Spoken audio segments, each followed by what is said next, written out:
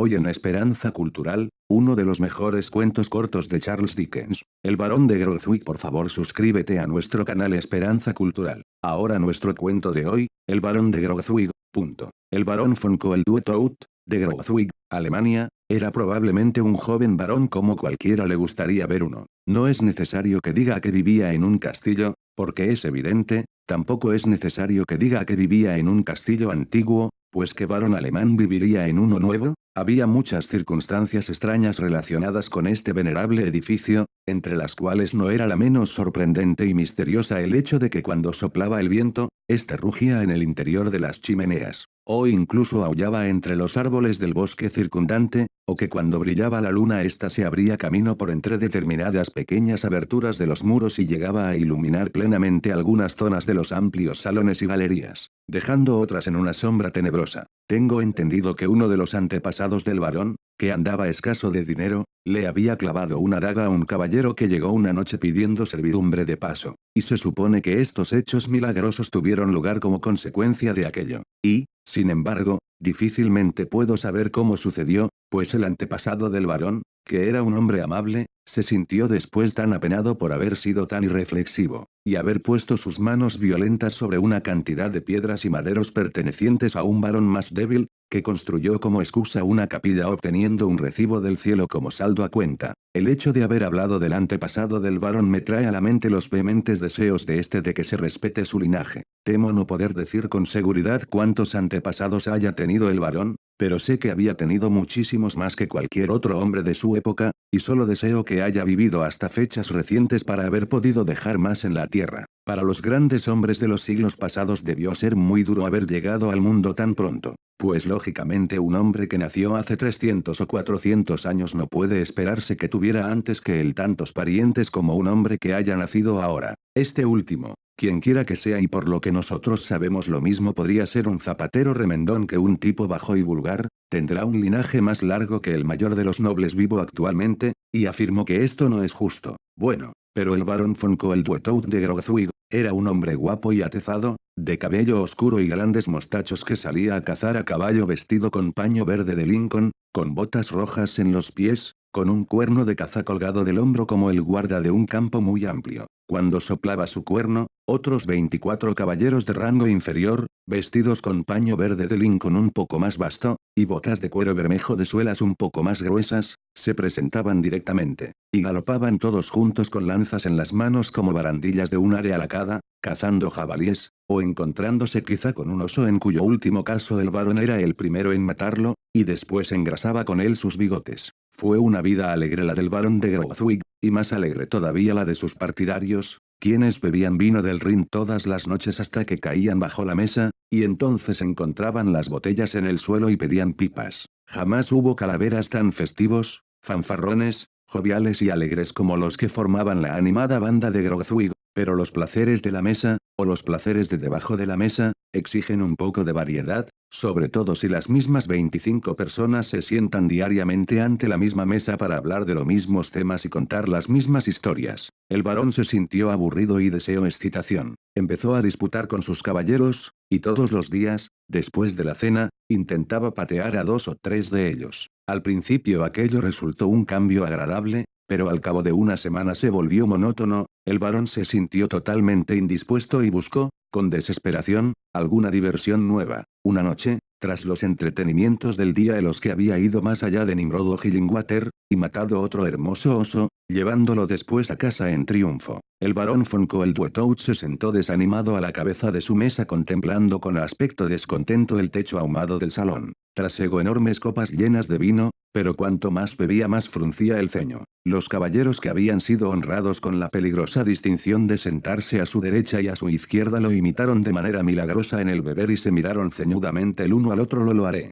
gritó de pronto el varón golpeando la mesa con la mano derecha y retorciéndose el mostacho con la izquierda. Preñaré a la dama de Grozwick. Los 24 verdes de Lincoln se pusieron pálidos, a excepción de sus 24 narices, cuyo color permaneció inalterable. Me refiero a la dama de Grozwick, repitió el varón mirando la mesa a su alrededor. Por la dama de Grozwick, gritaron los verdes de Lincoln, y por sus 24 gargantas bajaron 24 pintas imperiales de un vino del Rin tan viejo y extraordinario que se lamieron sus 48 labios, y luego pestañearon. La hermosa hija del barón von Schwillenhausen, añadió Coldwater, condescendiendo a explicarse. La pediremos en matrimonio a su padre en cuanto el sol baje mañana. Si se niega a nuestra petición, le cortaremos la nariz. Un murmullo ronco se elevó entre el grupo, todos los hombres tocaron primero la empuñadura de su espada, y después la punta de su nariz, con espantoso significado. Qué agradable resulta contemplar la piedad filial. Si la hija del barón hubiera suplicado a un corazón preocupado,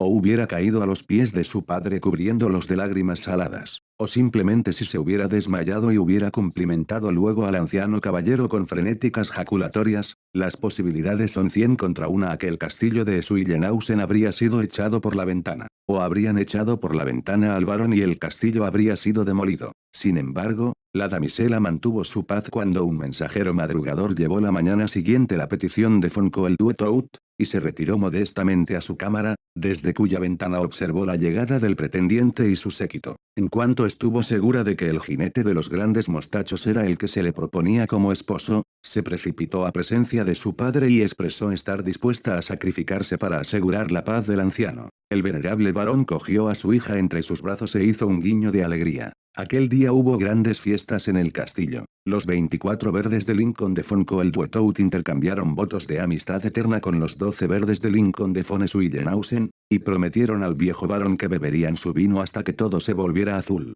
con lo que probablemente querían significar que hasta que todos sus semblantes hubieran adquirido el mismo tono que sus narices. Cuando llegó el momento de la despedida todos palmeaban las espaldas de todos los demás, y el barón von Coldwater y sus seguidores cabalgaron alegremente de regreso a casa. Durante 6 semanas mortales jabalíes y osos tuvieron vacaciones. Las casas de Coldwater y Schwillenhausen estaban unidas, las lanzas se herrumbraron, y el cuerno de caza del barón contrajo ronquera por falta de soplidos. Aquellos fueron momentos importantes para los 24, pero ay, sus días elevados y triunfales estaban ya calzándose para disponerse a irse. Querido mío, dijo la baronesa. Mi amor, le respondió el barón. Esos hombres toscos y ruidosos. ¿Cuáles, señora?, preguntó el barón sorprendido. Desde la ventana junto a la que estaban, la baronesa señaló el patio inferior en donde, inconscientes de todo, los verdes de Lincoln estaban realizando copiosas libaciones estimulantes como preparativo para salir a cazar 1 o 2 berracos. Son mi grupo de caza, señora, le informó el barón. Licencialos, amor, murmuró la baronesa. Licenciarlos, gritó el barón con asombro. Para complacerme, amor, contestó la baronesa. Para complacer al diablo, señora, respondió el barón. Entonces la baronesa lanzó un gran grito y se desmayó a los pies del barón. ¿Qué podía hacer el barón? Llamó a la doncella de la señora y rugió pidiendo un doctor, y luego, saliendo a la carrera al patio, pateó a los 2 verdes de Lincoln que más habituados estaban a ello, y maldiciendo a todos los demás les pidió que se marcharan, aunque no le importaba a dónde. No sé la expresión alemana para ello, pues si la conociera lo habría podido describir delicadamente. No me corresponde a mí decir mediante qué medios, o qué grados, algunas esposas consiguen someter a sus esposos de la manera que lo hacen, aunque sí puedo tener mi opinión personal sobre el tema, y pensar que ningún miembro del Parlamento debería estar casado, por cuanto que 3 miembros casados de cada 4 votarán de acuerdo con la conciencia de su esposa, si la tienen, y no de acuerdo con la suya propia. Lo único que necesito decir ahora es que la baronesa von Coldwater adquirió de una u otra manera un gran control sobre el barón von Coldwater, y que poco a poco, trocito a trocito, día a día y año a año el barón obtenía la peor parte de cualquier cuestión disputada, o era astutamente descabalgado de cualquier antigua afición, y así, cuando se convirtió en un hombre grueso y robusto de unos 48 años, no tenía ya fiestas, ni jolgorios, ni grupo de caza ni tampoco caza, en resumen, no le quedaba nada que le gustara o que hubiera solido tener, y así, aunque fue tan valiente como un león, y tan audaz como descarado, fue claramente despreciado y reprimido por su propia dama en su propio castillo de Grozwig, y no acaban aquí todos los infortunios del varón. Aproximadamente un año después de sus nupcias vino al mundo un varón robusto y joven en cuyo honor se dispararon muchos fuegos artificiales y se bebieron muchas docenas de barriles de vino. Pero al año siguiente llegó una joven baronesa y cada año otro joven varón, y así un año tras otro, o un varón o una baronesa, y un año los dos al mismo tiempo, hasta que el varón se encontró siendo padre de una pequeña familia de 12. En cada uno de esos aniversarios la venerable baronesa von Schwillenhausen se ponía muy nerviosa y sensible por el bienestar de su hija la baronesa von Coldwater. Y aunque no se sabe que la buena dama hiciera nunca nada real que contribuyera a la recuperación de su hija, seguía considerando un deber ponerse tan nerviosa como fuera posible en el castillo de Grogthwig, y dividir su tiempo entre observaciones morales sobre la forma en que se llevaba la casa del barón y quejarse por el duro destino de su infeliz hija. Y si el barón de Grogthwig, algo herido e irritado por esa conducta, cobraba valor y se aventuraba a sugerir que su esposa al menos no estaba peor que las esposas de otros varones. La baronesa von Schwillenhausen suplicaba a todas las personas que se dieran cuenta de que nadie salvo ella simpatizaba con los sufrimientos de su hija, y con aquello, sus parientes y amigos comentaban que con toda seguridad ella sufría mucho más que su yerno, y que si existía algún animal vivo de corazón duro, ese era el barón de Grogthwig. El pobre varón lo soportó todo mientras pudo, y cuando no pudo soportarlo ya más perdió el apetito y el ánimo, y se quedó sentado lleno de tristeza y aflicción. Pero todavía le aguardaban problemas peores, y cuando le llegaron aumentó su melancolía y su tristeza. Cambiaron los tiempos, se endeudó. Las arcas de Grogthwig, que la familia Schwillenhausen había considerado inagotables, se vaciaron, y precisamente cuando la baronesa estaba a punto de sumar la 13ª adición al linaje de la familia, von Koeldwethout descubrió que carecía de medios para reponerlas. No veo qué se puede hacer, dijo el barón. Creo que me suicidaré. Fue una idea brillante. El barón cogió un viejo cuchillo de caza de un armario que tenía al lado, y tras afilarlo sobre la bota, le hizo a su garganta lo que los muchachos llaman una oferta. Bueno, exclamó el barón al tiempo que detenía la mano. Quizá no esté lo bastante afilado. El barón lo afiló de nuevo e hizo otro intento, pero detuvo su mano un fuerte griterío que se produjo entre los jóvenes varones y baronesas, reunidos todos en un salón infantil situado arriba de la torre con barras de hierro por el exterior de las ventanas para impedir que se lanzaran al foso. Si hubiera sido soltero, dijo el barón suspirando, podría haberlo hecho más de 50 veces sin que me interrumpieran. Vamos, lleva una botella de vino y la pipa más grande a la pequeña habitación abovedada que hay tras el salón. Una de las criadas ejecutó de la manera más amable posible la orden del barón en el curso de una media hora, y von Koeldwethout, tras apreciar que así había sido hecho, se dirigió a grandes zancadas hacia la habitación abovedada cuyas paredes, que eran de una madera oscura y brillante, relucían al fuego de los leños ardientes apilados en el hogar. La botella y la pipa estaban dispuestas y el lugar parecía en general muy cómodo. Deja la lámpara, ordenó el barón. ¿Alguna otra cosa, mi señor?, preguntó la criada. Soledad, contestó el barón. La criada obedeció y el barón cerró la puerta. Fumaré una última pipa y luego pondré fin a todo, dijo el barón. El señor de Grogthwig dejó el cuchillo sobre la mesa, hasta que lo necesitara, se sirvió una buena medida de vino, se echó hacia atrás en la silla, estiró las piernas delante del fuego y se desinfló. Pensó en muchísimas cosas, en sus problemas de hoy y en los días pasados, cuando era soltero, en los verdes de Lincoln, que desde hacía tiempo habían sido dispersados por el país, sin que nadie supiera dónde estaban con la excepción de 2, que desgraciadamente habían sido decapitados, y 4 que se habían matado de tanto beber. Su mente pensó en osos y berracos, cuando en el momento de beberse la copa hasta el fondo alzó la mirada y vio por primera vez, con asombro ilimitado, que no estaba solo. No, no lo estaba, pues al otro lado del fuego se hallaba sentada con los brazos cruzados una horrible y arrugada figura, de ojos profundamente hundidos e inyectados en sangre, rostro cadavérico de inmensa longitud ensombrecido por unas grejas enmarañadas y mal cortadas de cabellos negros recios. Vestía una especie de túnica de color azulado desvaído que, como observó el barón contemplándola atentamente, estaba ornamentada llevando por delante, a modo de cierres, asideros de ataúd. También llevaba las piernas cubiertas por planchas de ataúd, a modo de armadura, y sobre el hombro izquierdo llevaba un corto manto oscuro que parecía hecho con los restos de un paño mortuorio. No prestaba atención al varón, pues miraba fijamente el fuego. Hola, exclamó el varón al tiempo que golpeaba el suelo con los pies para llamar su atención.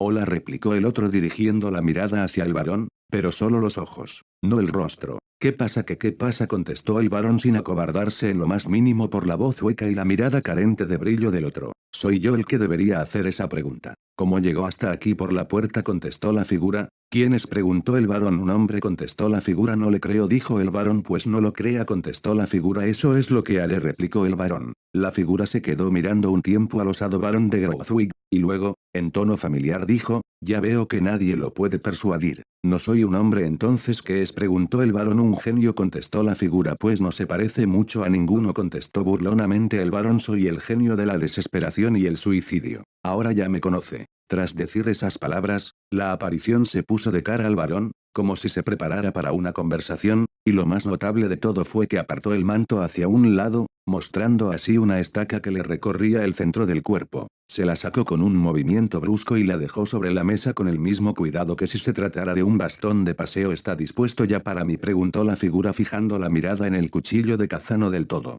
Primero he de terminar esta pipa, entonces aligere, exclamó la figura. Parece tener prisa, contestó el varón. Pues bien, sí, la tengo. Hay ahora muchos asuntos de los míos en Inglaterra y Francia, y mi tiempo está ocupadísimo. Bebe, preguntó el varón tocando la botella con la cazoleta de la pipa 9 veces de cada 10, y siempre con exageración, replicó secamente la figura. Nunca con moderación, jamás, contestó la figura con un estremecimiento. Eso produce alegría. El varón echó otra ojeada a su nuevo amigo, a quien consideró como un parroquiano verdaderamente extraño, y finalmente le preguntó si tomaba parte activa en acontecimientos como los que había estado contemplando. No, contestó la figura en tono evasivo, pero estoy siempre presente para contemplar imparcialmente, supongo, dijo el varón. Exactamente, contestó la figura jugueteando con la estaca y examinando la punta. Dese toda la prisa que pueda. ¿Quiere? Pues hay un joven caballero que ahora me necesita porque le aflige el tener demasiado dinero y tiempo libre, o eso me parece. Va a suicidarse porque tiene demasiado dinero, exclamó el varón,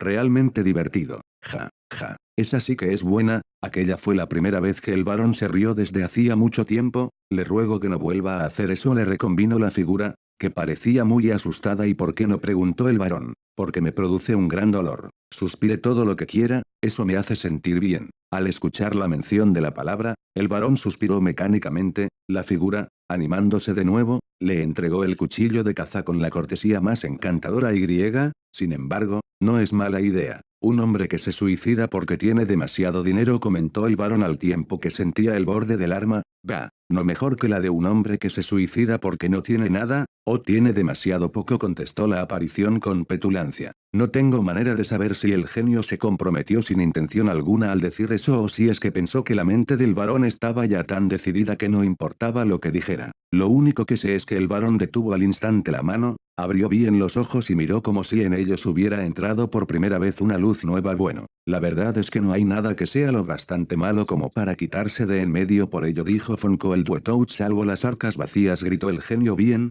pero un día pueden llenarse de nuevo, añadió el varón. Las esposas regañonas, le reconvino el genio. Ah, se las puede hacer callar, contestó el varón. 13 hijos, gritó el genio. Seguramente no todos saldrán malos, replicó el varón. Evidentemente el genio se estaba enfadando bastante por el hecho de que de pronto el varón sostuviera esas opiniones, pero intentó tomárselo a broma y dijo que se sentiría muy agradecido hacia él si le permitía saber cuándo iba a dejar de tomárselo a risa. Pero si no estoy bromeando, nunca estuve tan lejos de eso, protestó el varón. Bueno, me alegra oír eso, respondió el genio con aspecto ceñudo, porque una broma que no sea un juego de palabras es la muerte para mí. Vamos, abandone enseguida este mundo terrible, no se, dijo el varón jugueteando con el cuchillo. Ciertamente que es terrible, pero no creo que el suyo sea mucho mejor, pues no tiene aspecto de encontrarse especialmente cómodo. Eso me recuerda que me sentía muy seguro de obtener algo mejor si abandonaba este mundo. De pronto lanzó un grito y se incorporó. Nunca había pensado en esto, concluya, gritó la figura castañeteando los dientes. Fuera, le contestó el varón.